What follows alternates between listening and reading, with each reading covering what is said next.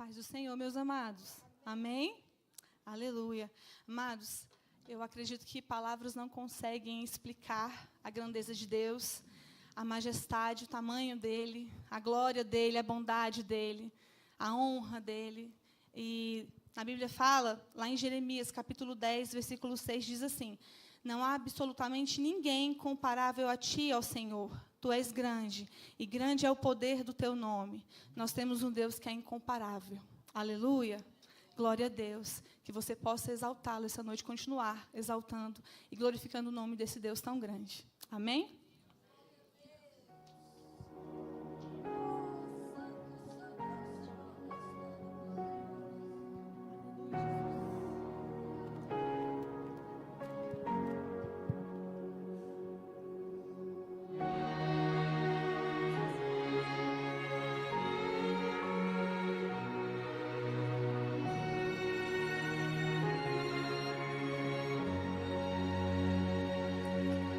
Em reconhecimento nos prostramos,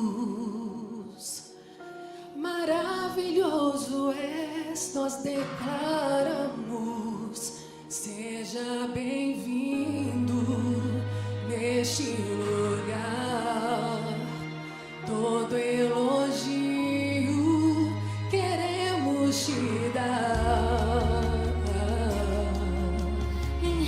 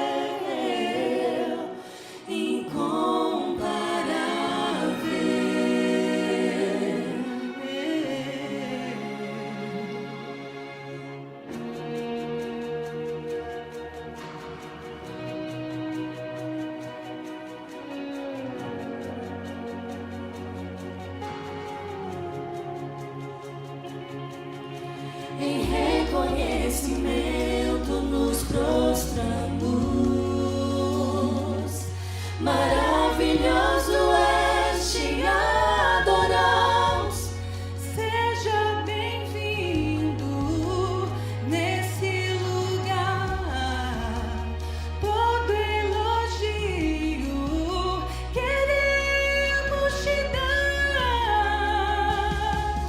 Incomparável és,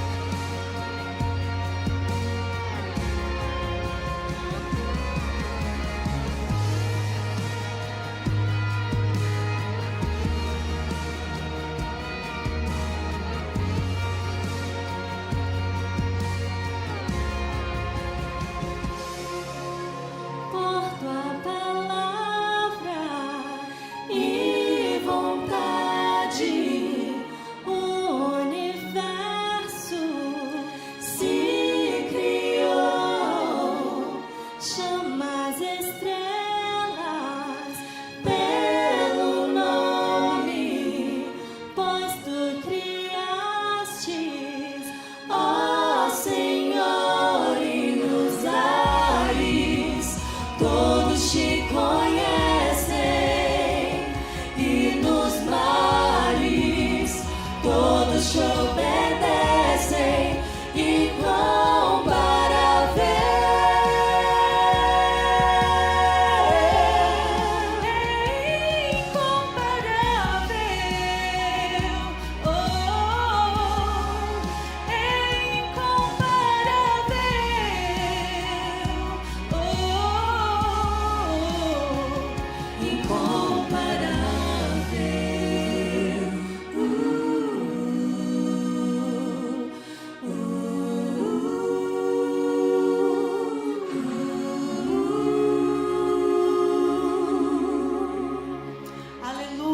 Ele é incomparável. Nós agradecemos a oportunidade.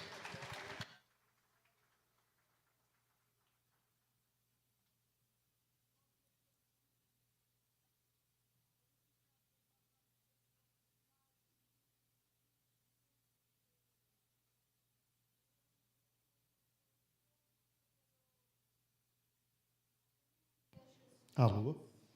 Paz do Senhor, irmãos, amém? Que alegria estamos juntos na casa do Senhor, né? Servindo ao Senhor, cânticos maravilhosos, cremos que o Senhor Jesus foi dignificado e agora nós vamos ouvir a palavra do Senhor, amém? Que coisa bonita, que coisa maravilhosa. Abra, por gentileza, no livro de João. Vamos para o livro de João.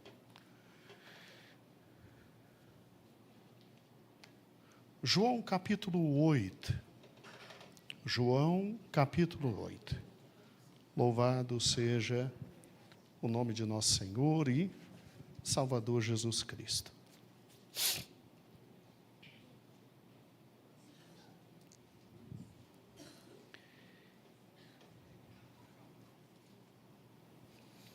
Aqui nós temos um texto, irmãos, que ele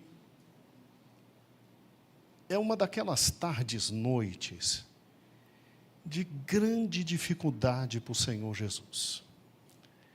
Aqui o Senhor Jesus está, numa tarde e noite, conversando de forma não tão agradável com os fariseus, e principalmente os escribas. A conversa não é agradável. A conversa beira ao ponto da descortesia. Sabe aquele momento em que as partes não estão se entendendo, a coisa vai ficando cada vez mais forte, difícil. E a descortesia chegou ao ponto de, em razão de Jesus dizer que era filho de Deus, e que o Pai o tinha enviado, e que todos dependiam literalmente dele, a descortesia chegou ao ponto de, olha, meu amigo, nós somos filhos de Abraão. Você me diga o nome do seu pai, porque pelo que sabemos da sua história, parece que você foi gerado de forma estranha. Há uma conversa meio sem nexo, meio sem sentido, meio sem lógica como você veio. Agora, vamos botar os pontos direitinho, no devido lugar, e os pingos nos devidos is. Quem é teu pai? Quem é teu pai? Obrigado, meu pastor. A conversa chegou nesse ponto. Parece que, após Jesus falar um pouquinho, eles olham e acusam Jesus de filho de prostituição. Então, os termos, assim, paralelos ao Brasil de hoje, não são tão bonitos, né? Não são tão bonitos. E aí, é no meio de uma conversa tão ingrata como essa, uma conversa tão pesada, tão indigna, tão maligna, tão baixa, que lá no final do capítulo 8, depois em casa, você leia o capítulo 8 todinho, e não se desvie, porque realmente chamaram Jesus de filho de prostituição, né? Que coisa estranha. Lá no final vem uma das declarações mais importantes da palavra de Deus. É incrível como Jesus, ele consegue pegar momentos absolutamente adversos. E ele consegue até nos momentos mais adversos trazer uma revelação extraordinária da pessoa dele. Porque, sinceramente, se sou eu e você, no final dessa conversa, fatalmente a gente perderia um tanta fé, falaria aquilo que não devia, e a sorte seria se no outro domingo houvesse Santa Ceia, que aí a gente pede perdão. Caso contrário, a coisa estaria feia para o lado da gente. Porque essa conversa, se fosse eu e você terminando, não terminaria de bom jeito. Ou, na pior das hipóteses, num tribunal do júri. A lei brasileira diz que quando a gente comete um crime chamado homicídio, vai a júri. Mas Jesus não, Jesus de forma extraordinária. Ele olha e ele diz assim, versículo de número 56. Vocês estão dizendo que são filhos de Abraão? Pois é, Abraão, vosso pai, exultou por me ver, e por ver meu dia, e alegrou-se. Aí eles somaram 2 mais 2, e disseram, está louco. Agora ele partiu para a insanidade mental. Agora faltou para esse homem um mínimo de centralidade no tocante a pensamentos. Porque se ele não tem mais de 50 anos, como é que ele viu Abraão, que viveu em nosso tempo, e Abraão o viu? Se historicamente Abraão está distante de nós 2000 anos. Aí olharam para ele, no versículo de número 58, 57, disseram-lhe, pois, os judeus, ainda não têm 50 anos. Como pode dizer que vistes Abraão? Disse Jesus, em verdade vos digo, que antes de Abraão existisse, eu sou. Aí pediu a morte. Aí, sinceramente, pediu a morte.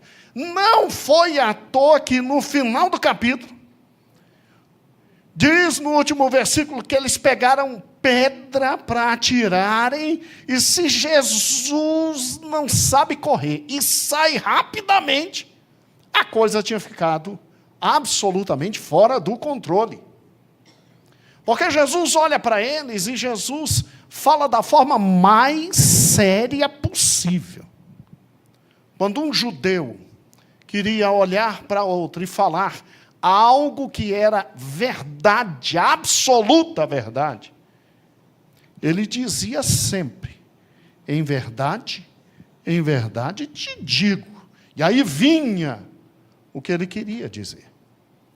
E aí Jesus, no meio de tudo isso, eu não sei pessoalmente se para puxar briga extrema, ou se para literalmente acossá-los e provocá-los, ou se num ato de amor e misericórdia, ele disse, antes de Abraão existir, eu sou.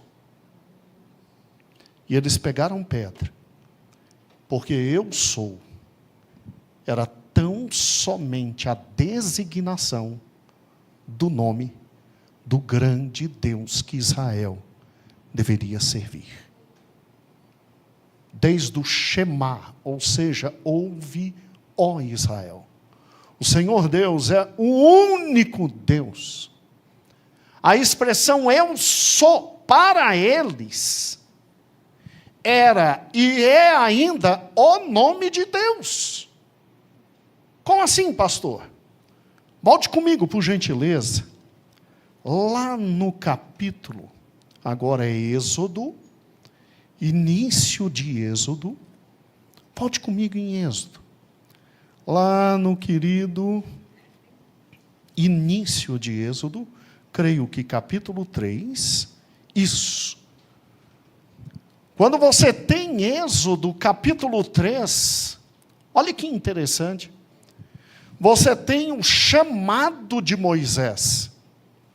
E Moisés, lutando de todas as formas para fugir do chamado, porque já tinha colocado a mão pelas pernas, já tinha feito tudo que não podia fazer, fugiu do Egito, não como príncipe, mas como assassino, se arrebentou todo, já estava há mais de 40 anos, fugitivo, com 40 anos cometeu o primeiro homicídio, e pensou que ia ser faraó, aos 80 anos, já olhava para a vida e dizia, olha, eu estou aqui em Midian, está tudo bem, vamos cuidar de todo o rebanho do meu sogro, deixa tudo para lá. Aí Deus chama e Deus diz, é você que eu vou usar para tirar o meu povo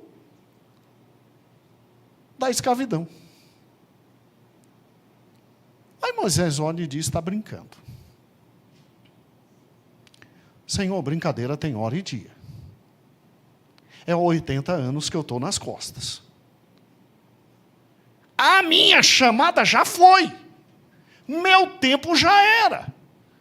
Eu não sou o garotão de 40, cheio de vigor, cheio de inteligência, que falava com o príncipe, que dominava todas as artes e ciências, e escrita e conhecimento do Egito, que estava sendo preparado, caso não houvesse sucessor, para ser faraó. Virei pastor de ovelha. E no momento que eu estou velho, estou como pastor de ovelha, não tenho nada. As possibilidades se foram, inclusive, eu que era forte no linguajar e nas palavras, agora eu sou pesado de lá. Leva mal não, levanta o outro que eu tenho mais o que fazer. Estou fora do projeto.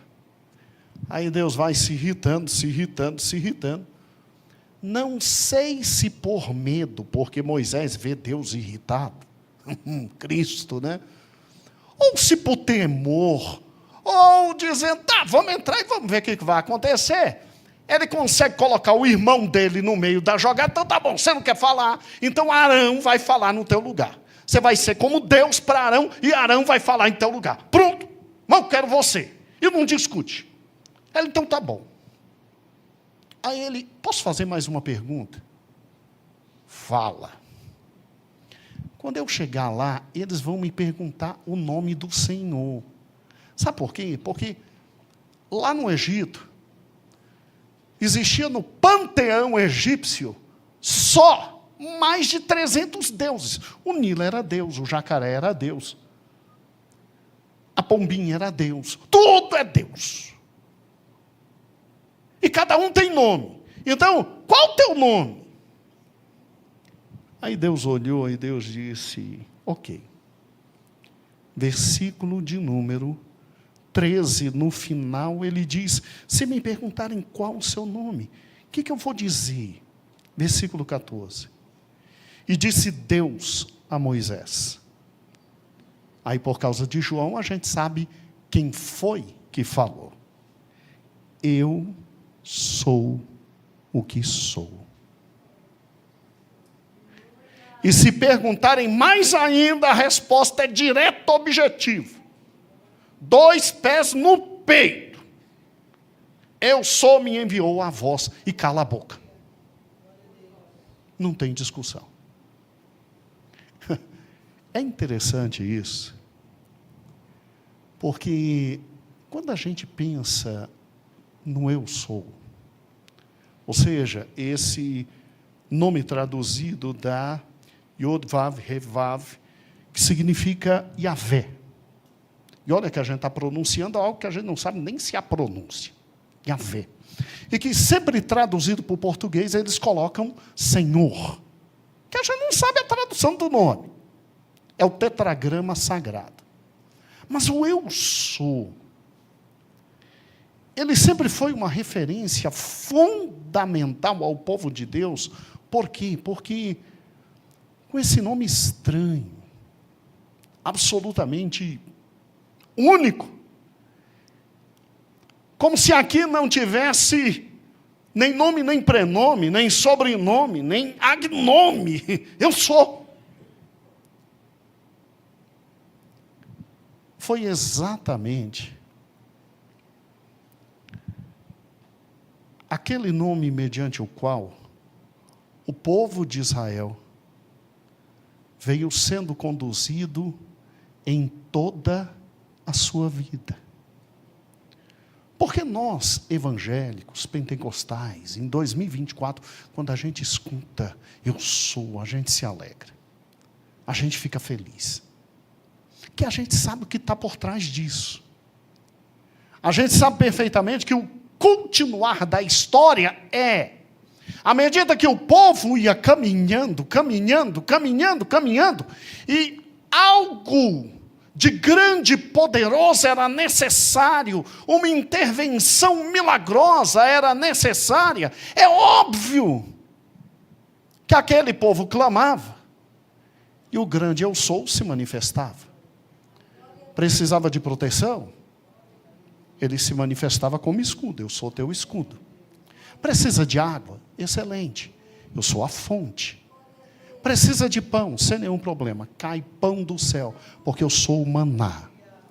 Aí precisa de luz, para poder enxergar e para poder não morrer nos graus térmicos absolutamente negativos no deserto de madrugada. Excelente, eu sou uma coluna de fogo que deixava a rapaziada feliz. O primeiro ar-condicionado criado no mundo. E de manhã, quando o sol beirava aos estrondosos 48 graus, eu só vi isso na minha vida uma vez.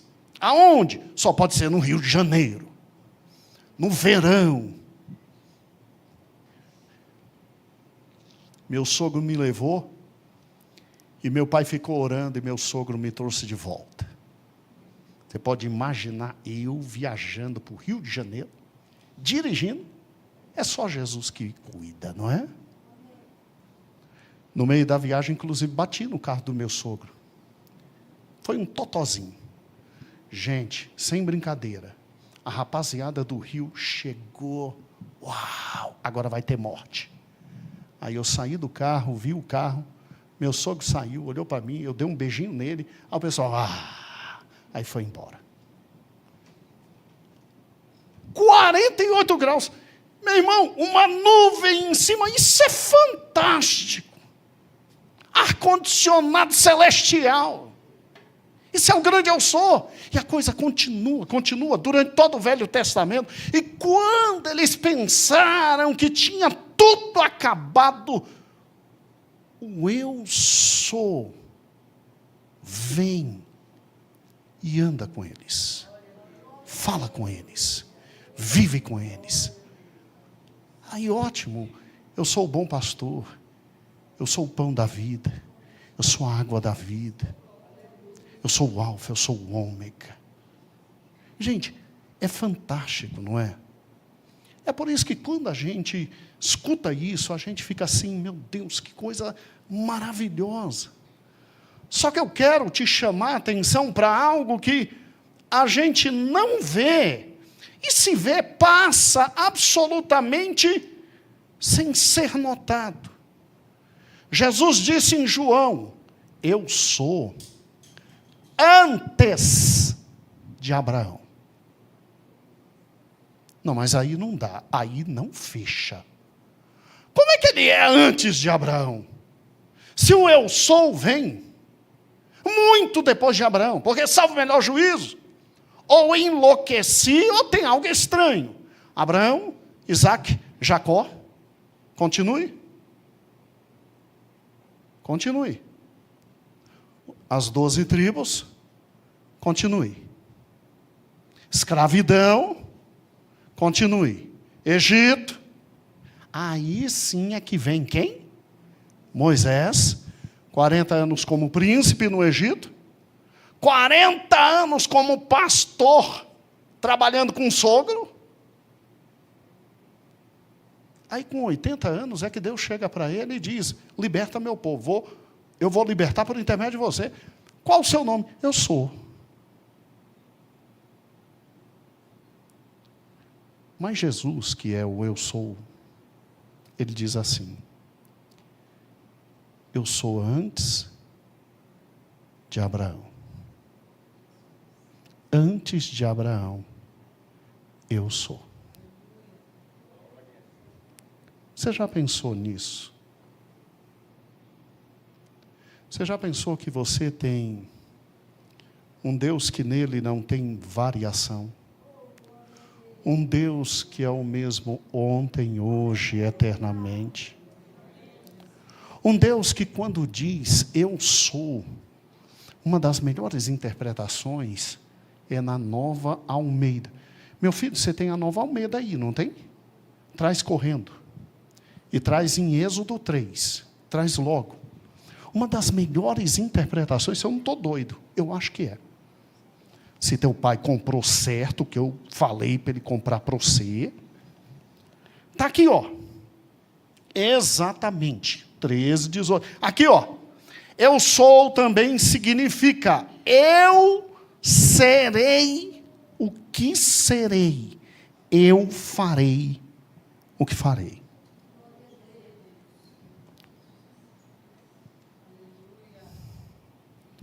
Gente, olha que fantástico. Se você parar e pensar, o grande eu sou, ou seja, o Deus que por misericórdia e graça se adapta às limitações que nós estamos tendo. E por graça, Ele atua dentro das nossas limitações para nos abençoar. E de nós ter misericórdia, suprindo a cada momento, cada uma das nossas necessidades. Ele é esse tipo de Deus antes de Abraão. Antes de Abraão, eu sou. O que ele está querendo falar com isso? Ele está querendo falar que, desde a criação, o eu sou é eu sou. Desde a criação, ele controla todas as coisas. Desde a criação, ele não é limitado, porque se eu digo eu sou algo, eu acabei de limitar o eu sou, mas ele simplesmente completa, na medida que eu preciso, sem deixar de ser o que ele é, eu sou, e vai completando na medida das minhas necessidades. Você já pensou quem é o eu sou na criação? Você já pensou nisso? Abra Jó, capítulo 38. Jó, capítulo 38.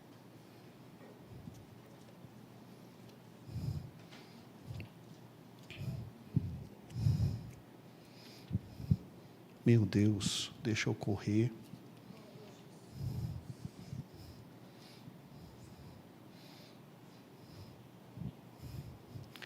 Em Jó capítulo 38, olha que interessante.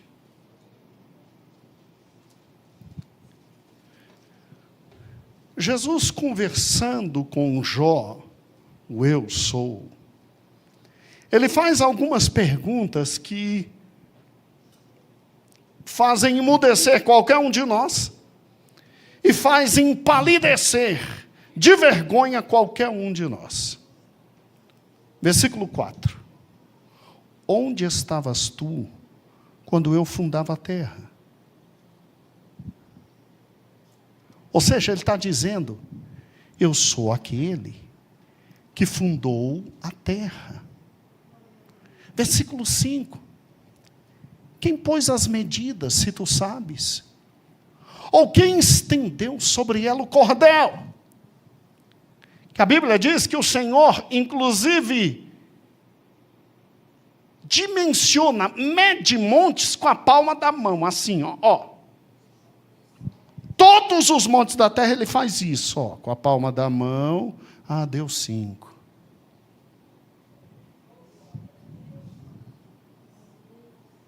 Olha o 6. Sobre que estão fundadas as suas bases, ou quem assentou a pedra de esquina do universo?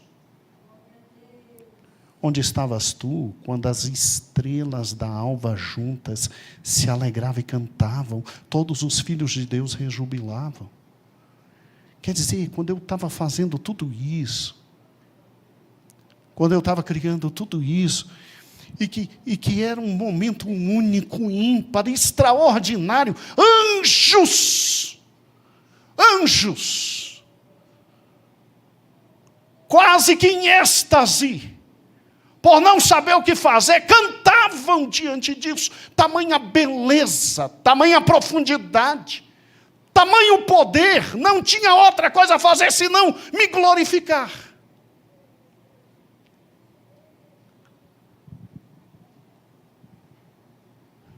Versículo 8.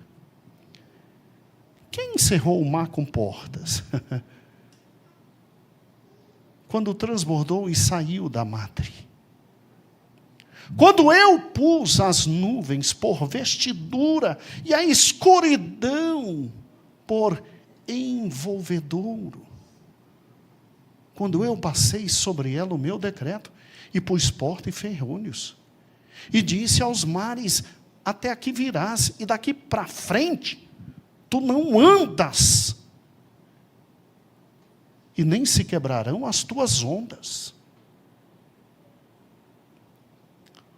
Ou desde os teus dias, desde ontem na madrugada, ou mostrastes a alva o teu lugar, para que agarrasse nas extremidades da terra, e os ímpios fossem sacudidos por ela.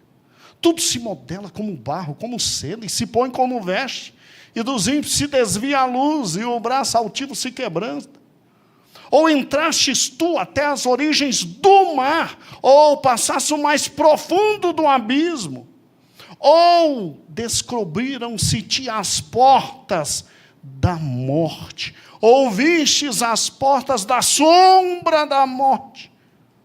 Ou com teu entendimento chegaste às larguras da terra, faze-me saber.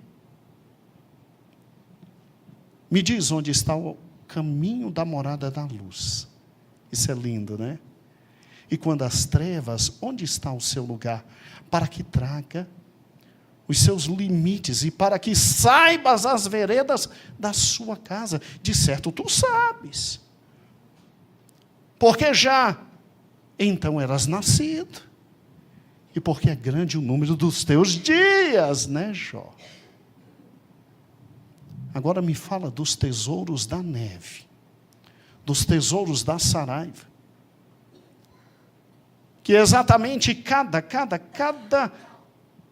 mínimo de neve tem brilho próprio, nenhum se reproduz no outro. Onde está o caminho em que reparte a luz, espalha o vento oriental sobre a terra? Quem abriu para a inundação um leito e o caminho dos relâmpagos e dos trovões para chover na terra onde não há ninguém e no deserto, em que não há gente para fartar a terra sedenta e assolada e para fazer crescer os renovos da erva? A chuva porventura tem pai? E quem gera as gotas do orvalho? De que ventre vem o gelo? E quem gera a geada do céu? Quando debaixo de pedras as águas se escondem e a superfície do abismo se coalha. Agora é lindo. Deus pega e manda ele ir até o céu dos céus.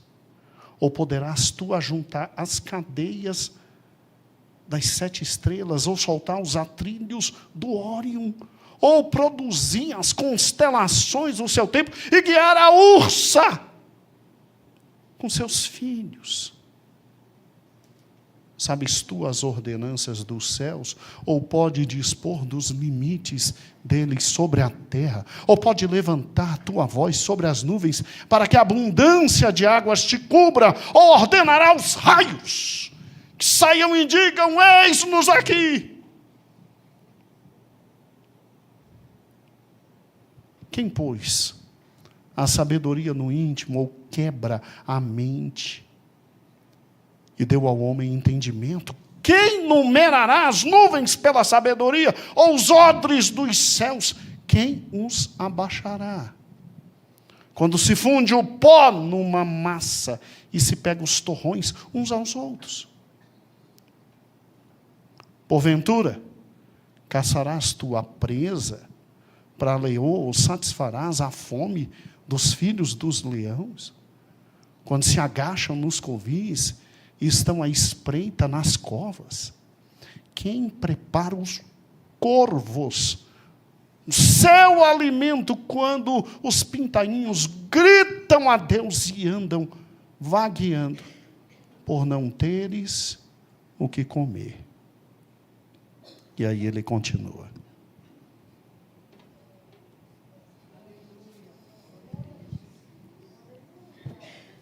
Eu não sei quanto a você, mas eu tenho a sensação de que há um Deus que, com sabedoria ilimitada, poder grandíssimo, fez céus e fez terra. E com amor incomensurável conserva céu e terra.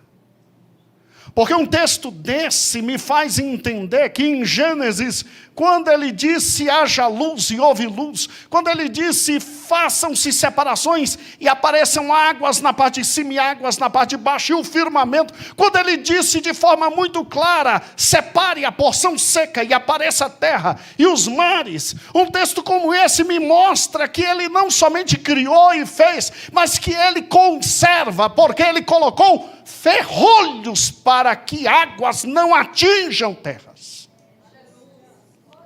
Um texto como esse me faz entender que depois que ele enche de vida vegetal, vida animal, vida humana, ele é tão bom com cada uma das criaturas que ele não permite que pintainhos pequenos e desamparados por seus pais fiquem sem comer, porque se for necessário ele envia corvos para que comida cheguem a esses. Um Deus como esse, que fez desertos inabitáveis, ele é capaz de abrir poços de misericórdia e criar oásis no meio deles, para que aqueles que necessitarem um pouquinho de paz e segurança e graça e misericórdia e comida possam atravessar um deserto. E ele faz isso todo dia, independente de reconhecimento, independente de eu e você ou não louvarmos, é da natureza dele, do grande eu sou. Deus de misericórdia, que Deus é esse? Como nomeá-lo, como dizer quem ele é, como dimensioná-lo, como entrar na profundidade dele. Paulo chega e diz, a profundidade da riqueza e da sabedoria, quem deu para ele, quem ensinou a ele, quem ministrou a ele. E Paulo termina, portanto a ele toda a glória, toda a honra e absolutamente todo o louvor. E é um Deus como esse que depois simplesmente pega um povo, cria um povo, ama um povo, e se mostra para ele de novo como grande eu sou. E os conduz em vida, conduz em paz, dá a eles absolutamente tudo o que eles precisam. E manifesta-se com amor e com graça e com misericórdia, amor, graça e misericórdia. E mesmo depois de todo olvidar desse povo, todo jogar fora, ele ainda vem, habita no meio desse povo, tenta regenerar esse povo, cria a igreja e continua sendo o eu sou.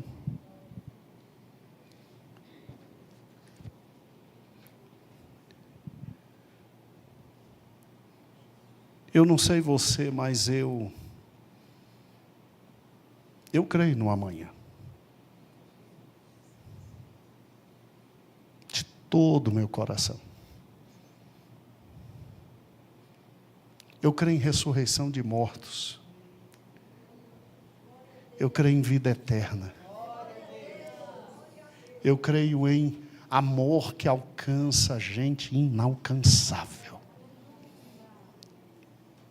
Porque a dimensão do grande eu sou extrapola absolutamente tudo que um dia a minha boca e a tua boca se abrirão em gritos e gemidos de misericórdia, para alcançar inclusive aquilo que Ele é, e a gente não consegue nem saber. Daí porque o Espírito geme em nós, clamando por nós, falando com grande eu sou, quando nem sabemos pedir, quando nem sabemos como clamar.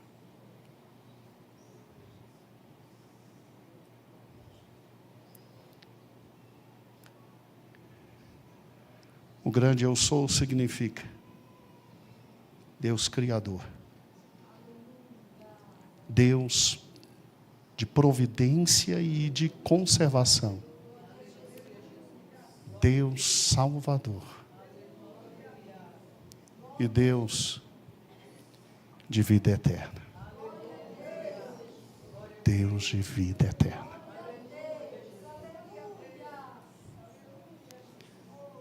E ainda bem que Ele é desde antes de Abraão.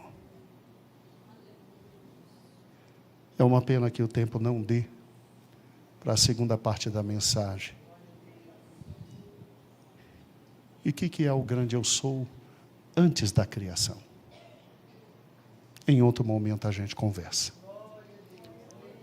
Tudo conforme a vontade dEle. É por isso que um crente, ele crê, mesmo não vendo. Ele anda, mesmo não tendo forças. Ele compartilha, mesmo doendo. Ele é alguém que vive como alguém fora deste mundo, porque nós não somos daqui. E eu não sei se você consegue dimensionar o tamanho de Cristo. Mas, certamente, esse é o motivo pelo qual um dia todo o joelho se dobrará. Toda língua confessará. Porque Ele é o Senhor. Ele é o Senhor. Está na hora da gente entregar a vida completamente a Ele. Está na hora da gente entregar os sonhos a Ele.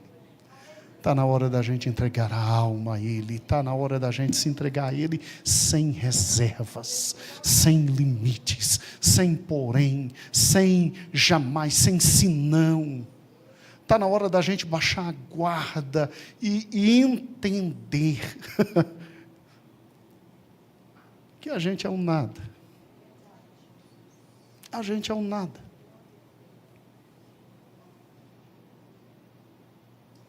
Eu quero terminar com um hino e já passo então para a pastora.